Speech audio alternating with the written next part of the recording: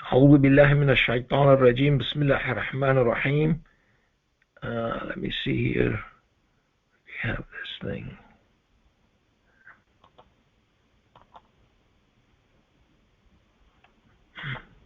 There it is. Okay, so we're going to read chapter 69, the inevitable, and 52 verses, and we are going to finish it tonight, inshallah. Okay, so here we go. Did you start the recording? أعوذ بالله من الشيطان الرجيم. Go ahead, please, Mona. Bismillahirrahmanirrahim. The inevitable. What is the inevitable? And what is it that makes you realize what the inevitable is? The Thamud and the Ad rejected the overwhelming reality. As for the Thamud, they were annihilated by a terrible storm.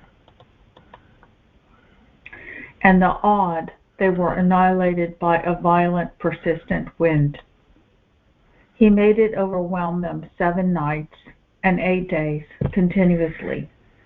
Then you could see the people being tossed around as though they were decayed palm tree trunks. Do you see any survivors before him, the evildoers? They all disobeyed the messenger of their Lord. Consequently, he punished them, a severe punishment. We indeed carried you on the floater as the water raged. We made it a reminder for you, and that you may learn it through listening. Then behold, the trumpet sounds once, and the land and the mountains are carried away. Then they are utterly crushed in a single blow.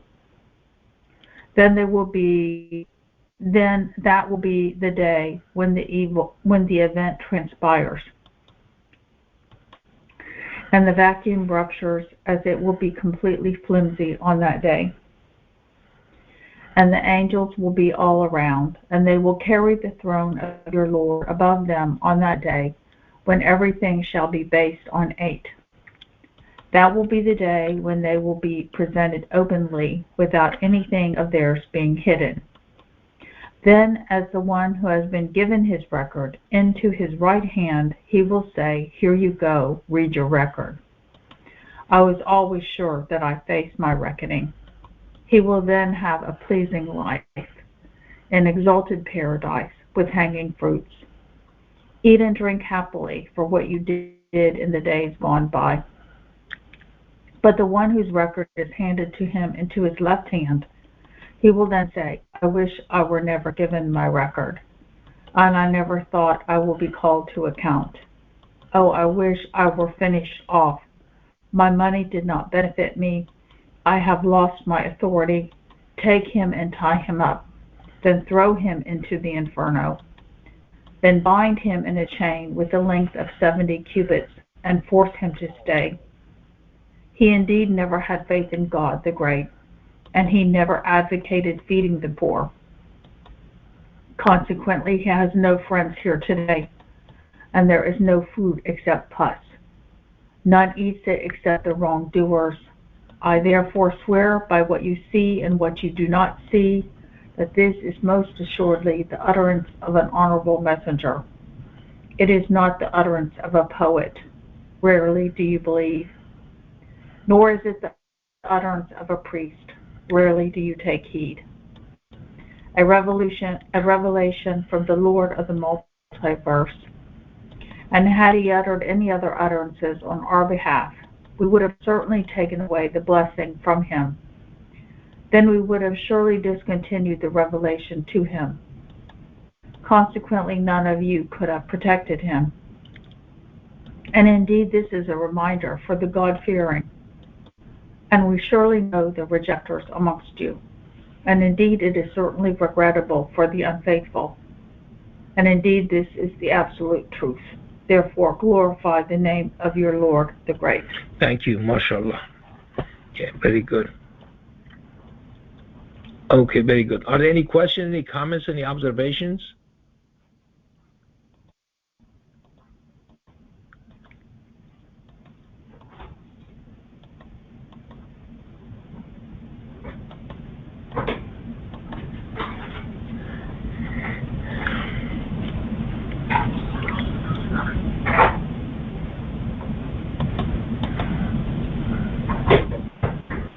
Assalamu alaikum, Mr. Parvez. Walaikum salam, Parvez. Yes, go ahead, please.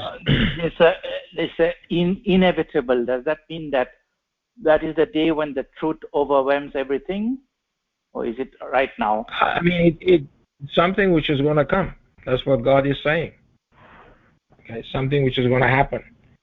And so God wants us to know that this is the truth. And so what is the inevitable? And it says, what is that makes you realize what the inevitable is? So several of these types of questions. And then God is talking about all of these people who rejected the overwhelming reality. And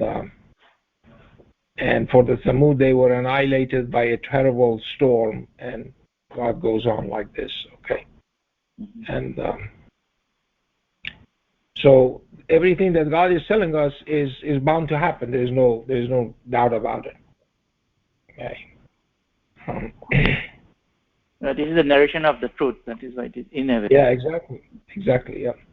Thank you. Assalamu alaikum, Dr. Fazley. Walaikum salam. Yes, Sadruddin, go ahead, please. Yes.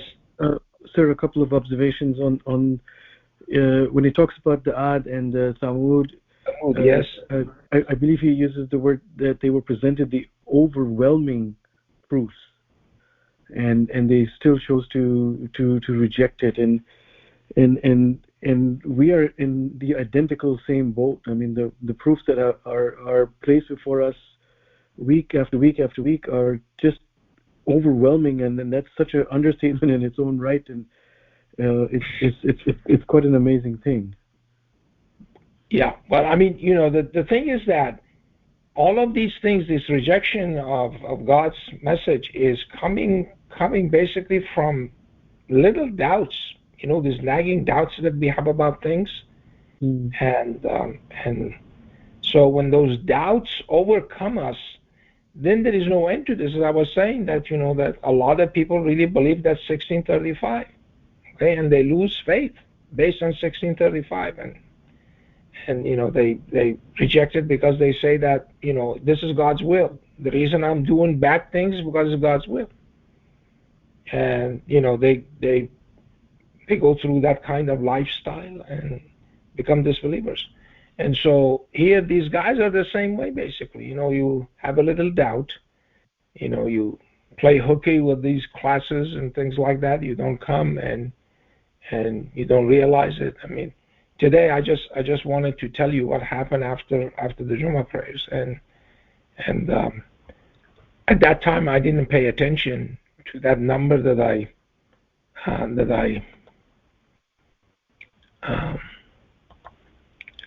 I gave to the people, and it's really an eye opener. And so here I just want to go to that end. And this number 5347, okay, this is 359.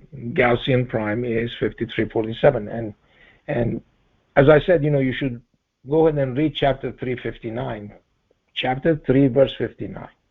And when you read it, God is talking about Jesus and Adam, okay, in the allegory of Jesus as far as God's concerned, just like Adam, and God created them from clay and said to it be, and it became, okay.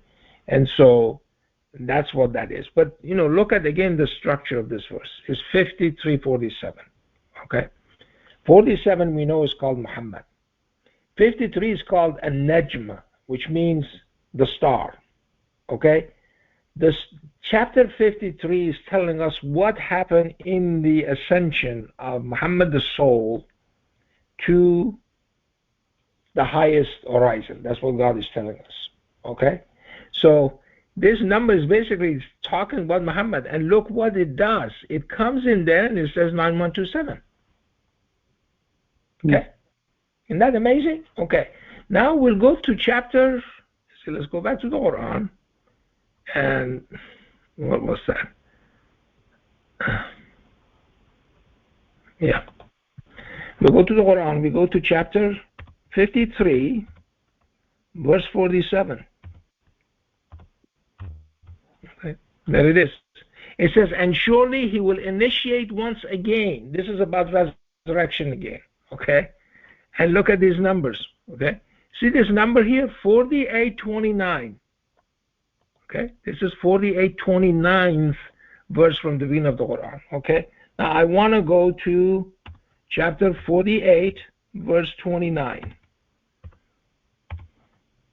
Okay, so what it says, Muhammad is God's messenger. Isn't that amazing?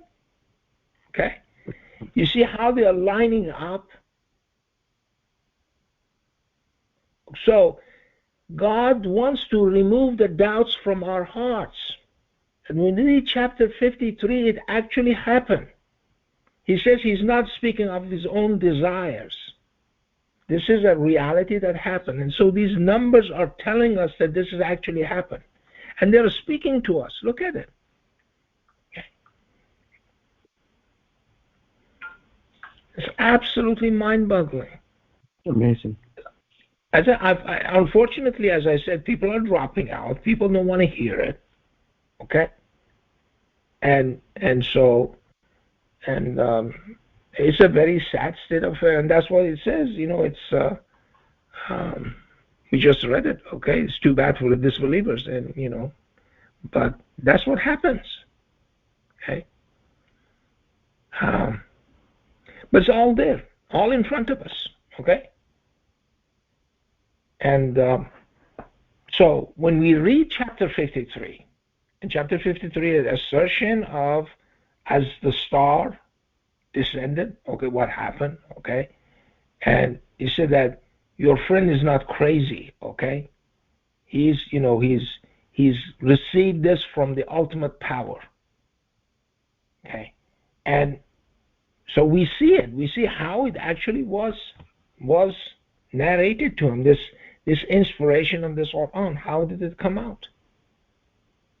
And they all go back to 9127. So, I mean, you know, you be the judge. I mean, the interesting thing about this, Muhammad is only mentioned 4 times in the Quran, in the text. And chapter 47 is called Muhammad. So if you count that, and we have seen that, with 538 and 438. Both of those numbers, they go back to, again, assert 9127. Okay? Through this mathematics that God has revealed to us. So, and then all of a sudden it comes that lines up with this in the Quran. Okay? So, that lines up with this 53:47. Okay? So that tells us about that, and he tells us about resurrection, rebuilding again, initiating again. Okay? So he wants to remove these doubts that we have. Okay? So right now you should have less doubt. Everybody should have less doubt, because God gives us reassurance with these numbers. Okay, so what we did today, going through those numbers, okay, I mean, look at it. And this prime number happens to be adding up to 19. Okay, happens to be 359th additive prime. You see that 5 plus 3 plus 4 plus 7 is equal to 19. Okay. Then its index again is 446. 446 composite is 548. And 548th additive prime is 9127. And again, it says 548 composite is 670, and 670 verse in uninitial surah is 9127. Okay, so we go back to the Quran again. Okay, and we go to 9127.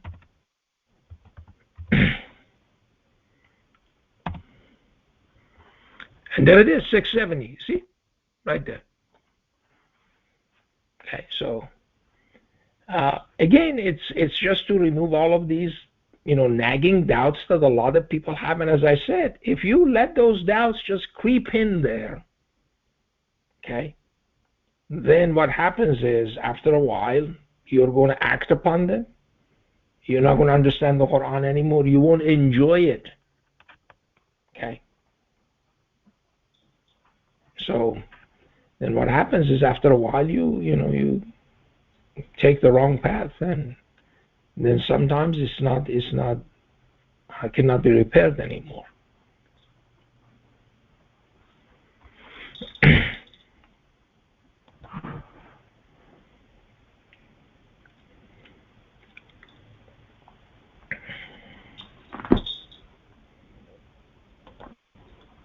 Thank you. Okay, are there any other questions or comments or observations on this chapter? Assalamu alaikum, Dr. Fazley. Wa alaikum assalam. Go ahead, please. Yes. Referring to verses 69, 44, 45, 46. Yes. Am I right to say that this is in total contradiction to the invention of baseless hadith that Muhammad was supposedly uttered? There's certain things that he said, and people quote that as hadith because he was forbidden to do so. And God says very clearly that then we would have surely discontinued the revelation to him. Yeah. Yeah. I mean, this is again, this tells us that he didn't say anything else except the Quran. Yeah. Okay? That was his mission. His mission was to deliver the Quran. Once it was delivered, then he passed away. He was gone. God took him. His mission was over. He didn't sit around talking nonsense. And what he's telling us, what God is telling us is that he would have been fired immediately. Yeah. Okay? God would have chosen somebody else. God says he's rich, praiseworthy. Okay? So he never did. Okay? And as I said, if you read this Quran, you'll see that the man was an honest man. Okay? Chapter 80. Chapter 80 shows his honesty. Absolutely. Yeah. Okay? Because Abasa wa tawalla. He frowned and turned away. Okay? And that God actually admonishes him, don't do this. Okay? This is something wrong that you did. Okay? And so if it was a dishonest person, would have completely eliminated that surah. Okay? Never would have told anybody about it. Okay? But he wasn't. This whole Quran is giving us all this reassurance, all of these testimonies, all of these, invaluable teaching that we are getting from this Quran. Okay? And we see that these are numbers in front of us. Okay? These are numbers in front of us. The numbers cannot go wrong, and they're speaking to us. Okay? It's amazing, absolutely amazing. And that surah that I just read, 48:29, we just read it. Muhammad is the messenger of God. And again, it tells you about the unity of these Abrahamic religions. Okay, it talks about the people who follow the Torah and the people who follow the Injil. What they look like, this is what they are. That's their example. Okay, and so and that chapter called victory. Okay, can you imagine it? So victory is the lot of the people who believe in these things. They do not reject God's messenger, and this is what it said. Okay. It's these people they rejected God's messengers, and what happened to them? God does not take that lightly. I've said this so many times. Okay, rejection of God's messenger is not taken lightly. Okay, so there is another. There's a verse in the Quran, as far I don't remember exactly the verse, where God says, "This is the best hadith. Which other hadith are you upholding?" Right. I mean, we don't need those things anymore. Yeah. Okay. Absolutely. As far as our group is concerned, we don't need those things. We don't need to dwell in that. We know that. We know that he hasn't done it. We know there is no hadith. Okay. Yeah. We know they're all nonsense. Okay. This is something that these people who are suffering all the time are gravitating towards. Okay? And then they come out and say, yeah, we're Muslims too. They're not Muslims, okay? This is not Islam. Yeah. They have no clue what's in the Quran. They have no idea what's in it. Okay, they misunderstand it. They quite do not grasp the idea what is behind the the philosophy of the Quran. They have no clue. So it's, and you also have to look at this. Okay, see what God is saying here. Okay, it says verse 38. Okay, it says that I therefore swear by what you see and what you do not see. This is the strongest oath that God is taking. Okay, everything basically. Okay, and remember now we're talking about in from chapter 16, and he creates what you do not know. Okay, so, and then he says that this is most assuredly the utterance of an honorable messenger. Okay, it is not the utterance of a poet.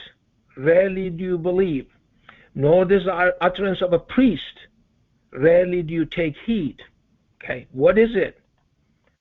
Revelation from the Lord of the multiverse. Okay, and then God says, had he done that, had he uttered any other utterances on our behalf, okay, we would have certainly taken away the blessing from him. Okay, he would not be blessed anymore. Okay, then we would have surely discontinued the revelation to him. That would have been it. That would have been the end of it. Okay, he will not get anything. Okay. As I said, we have all this information every week. We go through this exercise, okay, and then the week after that, the number drops. Okay, people are not interested anymore. Okay, so I don't understand it. Do they want less information? Is that what it is? Are they tired of this? And and God says, are they burdened by something? Is it burdensome on them? That somebody is telling them that you have to say your prayers? Okay, and then the situation gets worse. Okay, they don't know where it's coming from. They cannot connect the dots anymore. Okay, as I said, we are not worshiping God alone. That's the problem. That's the fundamental problem. Okay, I put that thing on the website. Okay, you saw it. Okay, and that's not new. Okay, it says an eye for an eye. He doesn't say 18, 19 eyes for one eye. So if you do that, you are in state of war with God. He says, I am your Lord God at the end of that verse. Okay, means watch it. Do not violate these things. Okay, remember how many times God says, these are God's limits, do not approach them? Okay, so we keep approaching and, messing around with God's limits, and we suffer the consequences. We don't have security, we don't have safety, we are always in fear. Okay, this becomes our life. And again, as I said, then it gets to the point that we become dumb, deaf, and blind, and we cannot connect the dots why this is happening. Okay? And we suffer. We suffer the consequences.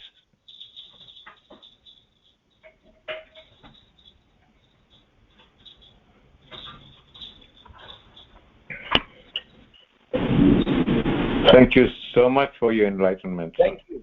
Thank you. Very good. Okay.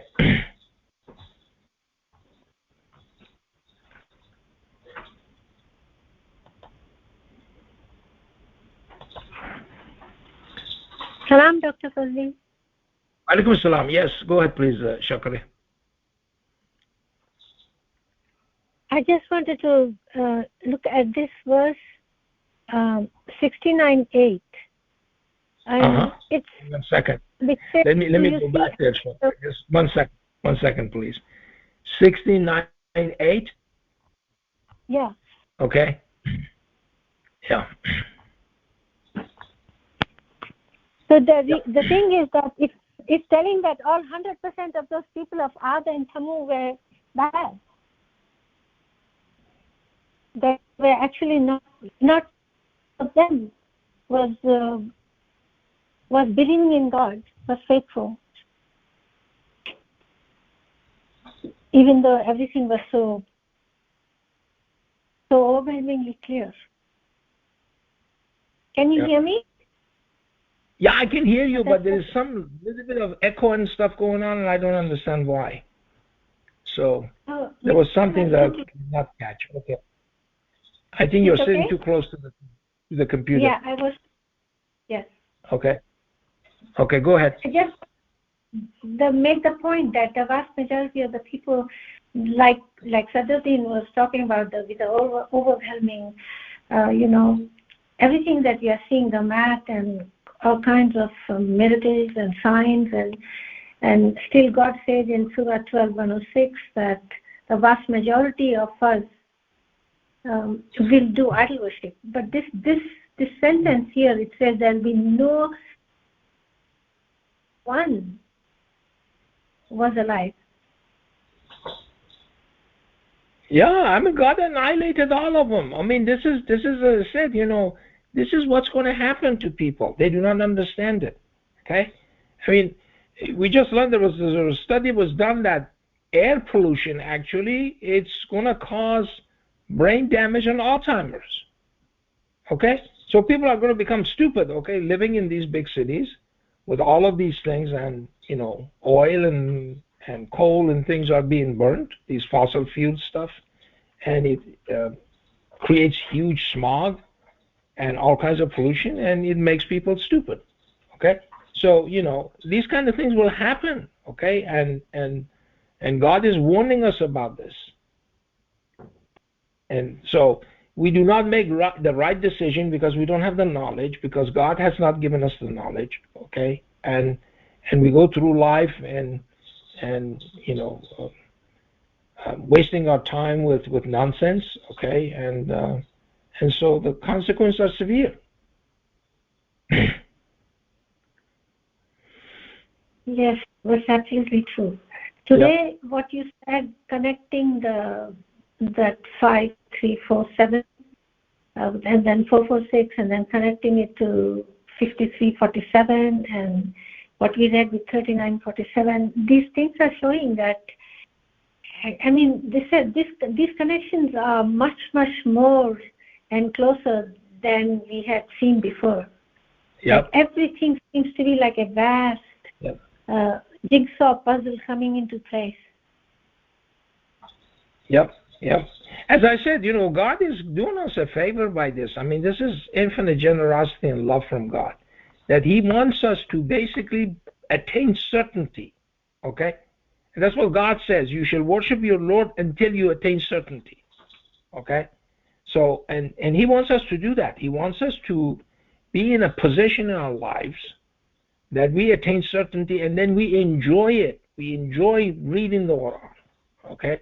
We enjoy those numbers that I showed today. Okay? That chapter 53, verse 47 lines up with 48, 29th verse from the beginning of the Quran. And obviously 53 and 47, they refer to Muhammad and how his soul was taken to paradise. Okay? And God says He did not make these things up. Okay? And so a lot of people have doubts about that. Okay? That's the problem. A lot of people are doubtful about that.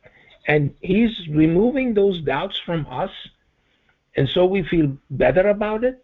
We feel reassured. Okay? We feel closer to God. And so that, and then you go to chapter 48, 29, it says, Muhammad is the messenger of God. There you go. Right in front of you. Okay? And as I said 4 times, and one of them is right there. It lines up with this one, with this verse. Okay? It's amazing. Also in Surah 29, we see this worship God alone all over the place. Of course, yeah. Every verse in here basically is telling you worship God alone. Yeah. That's the message. Absolutely. I mean, the signs and the proofs are really overwhelming. Yep. Overwhelming besides the fact that we ourselves are complete signs. Yep. Everything is a sign. Everything around you, inside you, outside you, all of it is a sign, and yet we don't actually understand. No leg to stand on. Yep. Thank you so much, Dr. Fazley. Thank you. Thank you. Very good.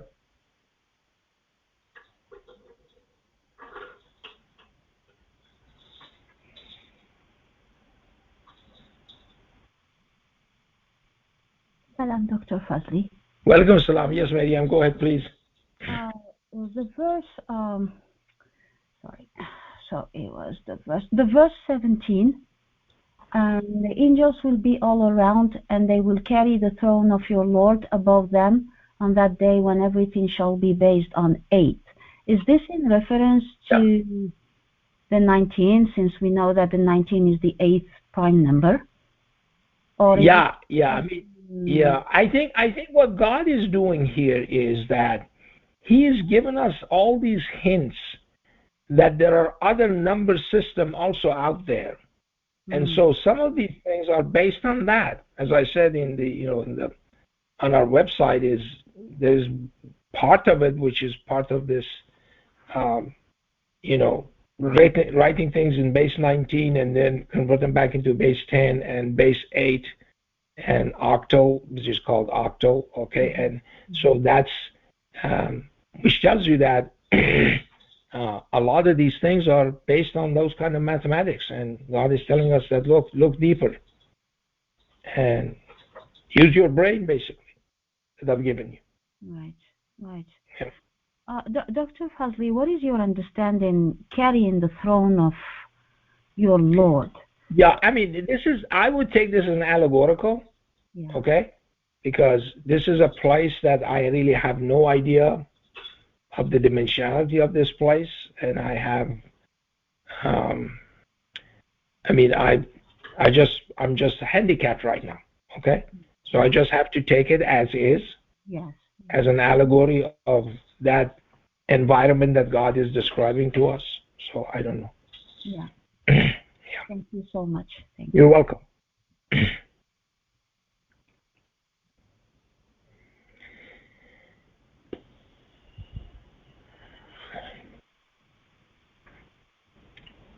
Assalamualaikum, Dr. Fazley. Walaikum assalam. Yes, go ahead, please. I was wondering also if that 8 was also part of the fact that the hell hadn't been it hadn't come into existence yet. I mean, from where we are, that would be the eighth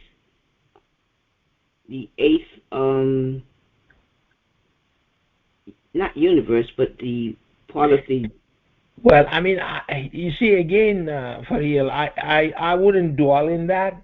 Okay, I would not dwell in it. Okay, and again, the warning is in chapter 3, verse 7. Okay, and we should not dwell in the allegorical ones. Okay, and try to explain it to ourselves. Okay, so I think we should take it as is. As I said, all of these things about hereafter and things like that, okay, and heaven and hell are allegorical. And so there are all these classes of verses in the Quran called them allegorical, and the resolute ones, or the muhkamat, which means straightforward. And so we believe that all of it is from God, obviously, as chapter 3, verse 7 says, and then just leave it as that. Okay, we believe in all of them.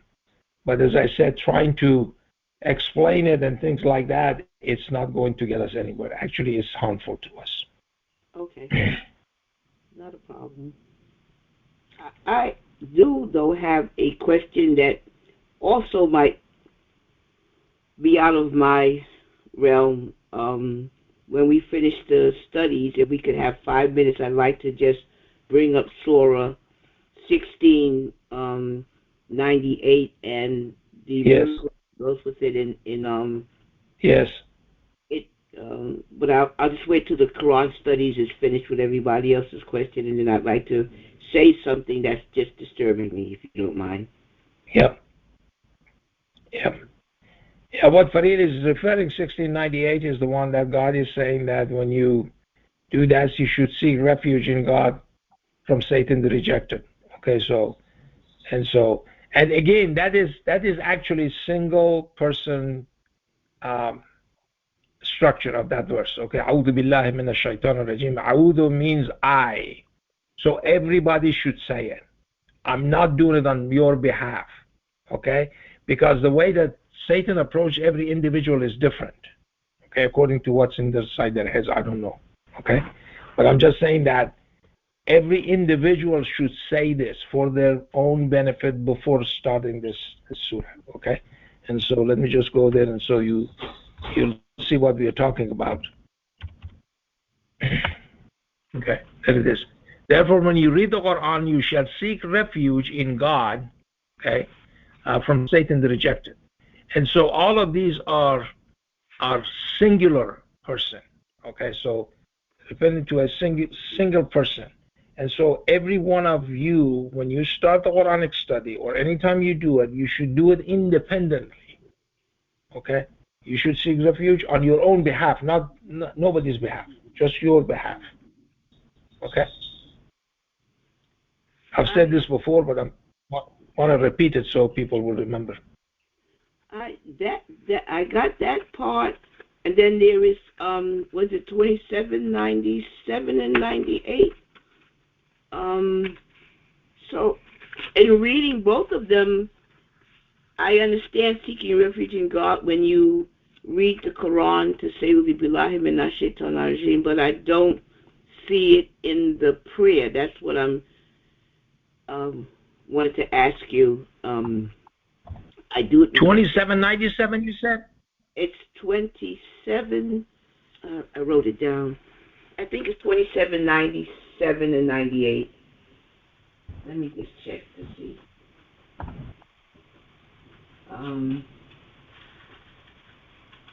Oh, 1 second. I'll get it.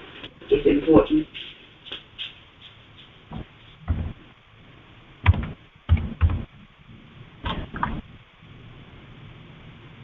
It's 2397. Sorry, Dr. Fazley. 23, 97, and 98. 23, 97, and 98. I'm scrolling right there, okay? Here. We don't have 2797. See, 27 only has 93 verses. I had my back turned. 23. So the believers, 23. Okay. 23, 97, and 98. Okay. Yeah, and say, I seek refuge in you, Lord, from the whispers of the demons. Okay, again, okay, you have to do it. I seek refuge in you, lest they come near me. Yeah, I mean, that's something that you should be always aware of. Okay, and as I said, you know, when God is saying those things, it's for our own benefit, so we would be watchful for the whisperers of the devil. And also, chapter 113 and 114, those are also again seeking refuge in the Lord of the multiverse. Okay, so I just it's on me, and I have this problem, so I was bringing it to my community that I feel that every time we do it during prayer and we have to say billahi minash shaitanir rajim, bismillahir rahmanir rahim, it just felt like we had to mention Satan's name along with God. It just felt like we were making partners, and I wanted to get that out of my system and have it kind of clarified for me so I wouldn't feel like that's what I'm doing. It just felt that way. Because we are praying but now. Look, we are doing that already. We are doing that in our prayers. Every time you want to say a prayer, you say, A'udhu billahi minash shaitanir rajim. So you're already doing that. So you're covered already. Okay? So you do that before that, and then you start your prayers after that, because you see, when you do the prayers, the first thing that you do is the Al-Fatiha.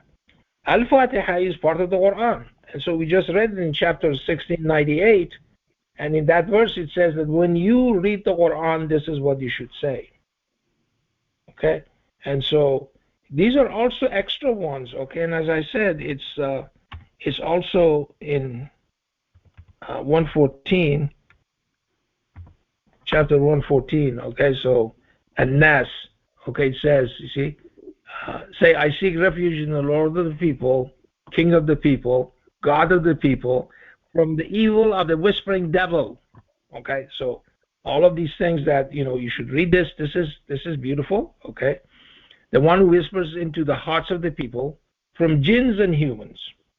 So, you could have a friend that does this to you. Okay, so this is what I said. Okay, I've had people that, they were very close to me, and they came up with that 1635. Okay, and I tried to point it to that, but they didn't want to listen. Okay, they said that this is God's will, that I'm like this. Okay, if I'm doing something bad, it's God's will. So I have nothing to do with this.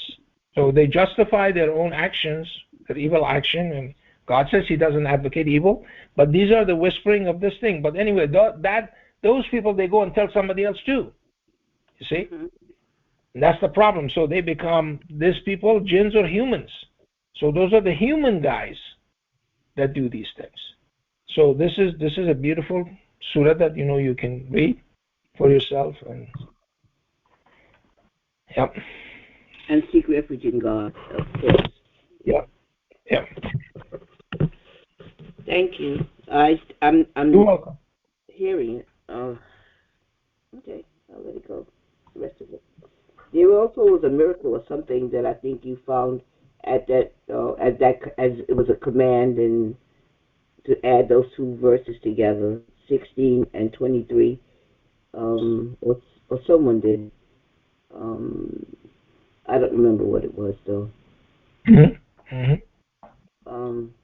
It's just that I still have it in my heart that I don't want to remember to mention Satan, and that's just a problem, like I said, that I have to just get over. I mean, we messed up with him, so God is keeping us from messing up with him again and reminding us, you wouldn't be here having to do this if you didn't take a partner with him at any time before. So I guess that's what I'm feeling. Thank you anyway. Okay, thank you.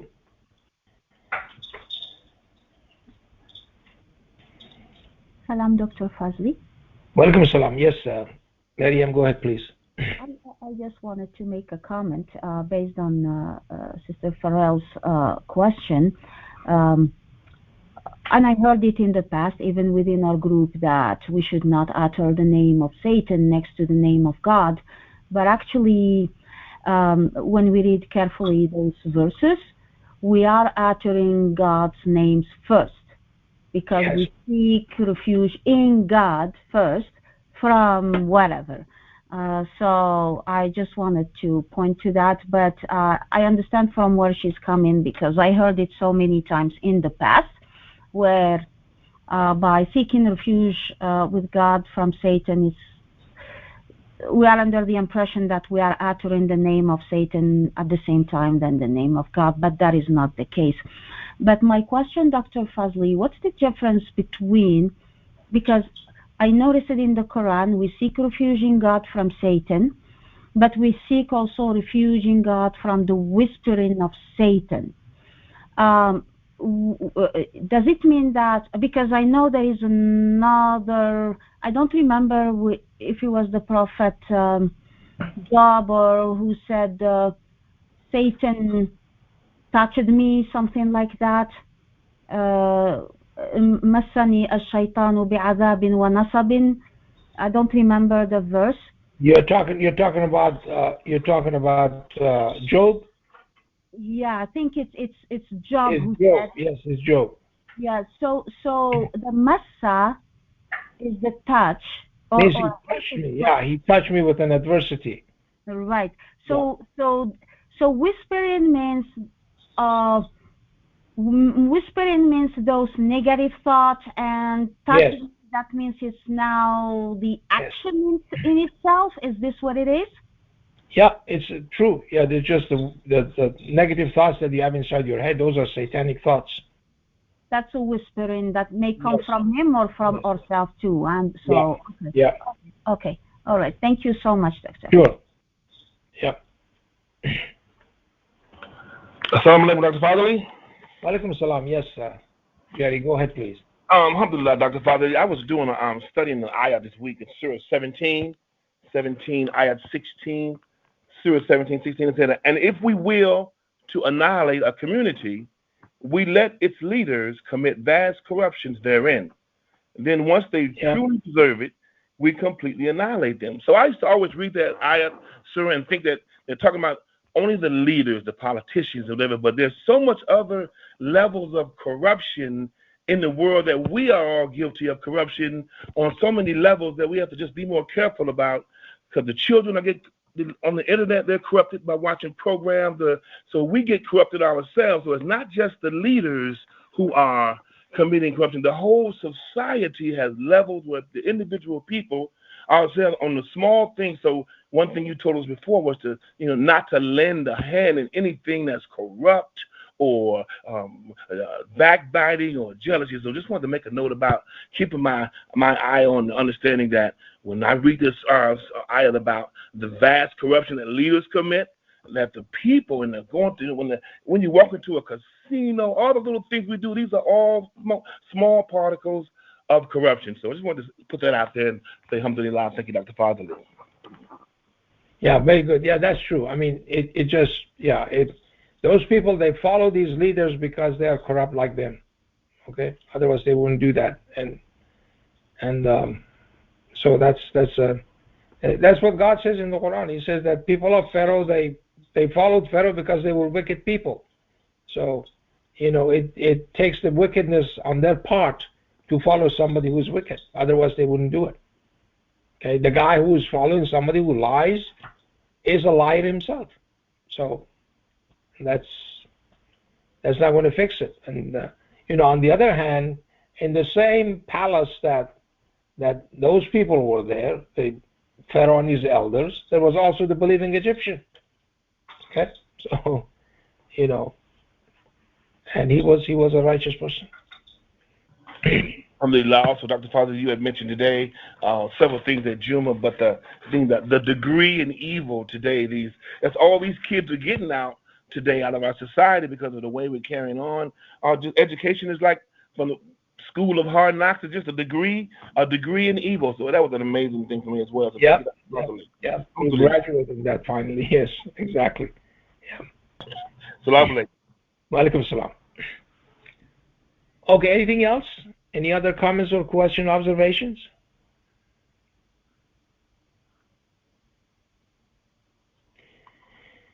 Okay, very good. If there are none, then we'll do the Al-Fatihas and we'll finish for tonight. Okay. Bismillah ar-Rahman ar-Rahim. Alhamdulillahi Rabbil